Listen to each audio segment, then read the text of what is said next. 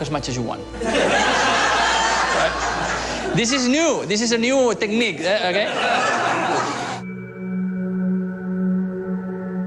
50 years ago, the reef looked better.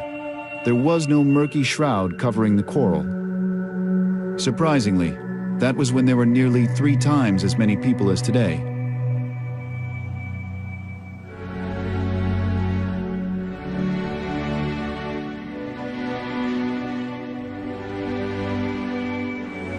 It was so exciting to see that footage. I was 14 when Lewis Martin was here. To see, you know, all the people, because the population was so much bigger. Now, the entire population can fit in this room.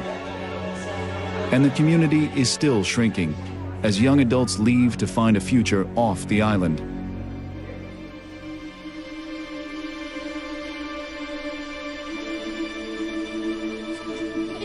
Their future is at risk, and they need a solution fast.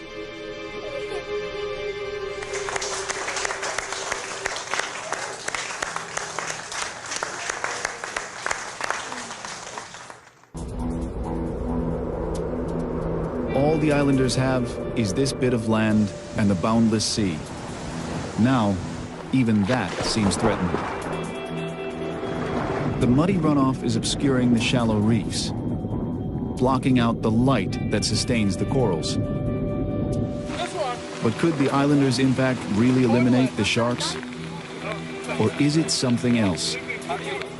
Enrique worries that commercial fishing could be closing in, and that's not good news for the Pitcairners. The ocean is their biggest resource. If the ocean is depleted, there goes their livelihood. And this is what's on the line. Right now, we are headed to Oino, our last destination in the Pitcairn archipelago. Oino will be a good indicator of how fast we need to act to keep these places pristine. Oino is about 120 kilometers northwest of Pitcairn. Of the 4 islands, it's closest to French Polynesia, the nearest inhabited islands and fishing fleets. Getting to Oino proves the most challenging. We hit the worst weather we could have. Rain, rain, and more rain, strong winds, and the swell was breaking so hard on the reef that anchoring was very dangerous. And that made it really difficult for us.